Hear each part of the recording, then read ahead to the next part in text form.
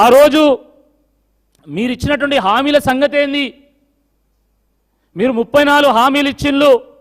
ఆ హామీలను ఎప్పుడు అమలు పరుస్తారు అంటే రేవంత్ రెడ్డి గారు గజనీలాగా ప్రవర్తిస్తున్నాడు.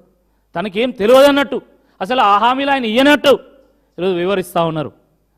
ఆ గజనీ సినిమాలో సూర్య తనకు గుర్తుండడానికి ఆ అంశాలు చెయ్యి మీద పచ్చబొట్టు పొడుచుకునేది. ఇప్పుడు రేవంత్ రెడ్డి గారికి కూడా రైతు డిక్లరేషన్లో ఇచ్చినటువంటి హామీలు గుర్తుండాలంటే స్వయంగా రైతులే పోయి ఆయన ఒళ్ళంతా పచ్చబొట్టు పొడవాలి.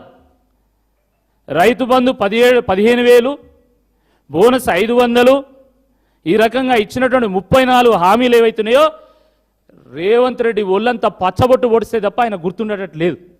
సిగ్గుండాలి రేవంత్ రెడ్డి గారికి. నువ్వు రైతు బిడ్డవని ఓట్లు వేస్తే ఈరోజు ఆ రైతు బిడ్డలను ఈరోజు ఆత్మహత్యల పాలు చేస్తున్నావు. చాలా దుర్మార్గం.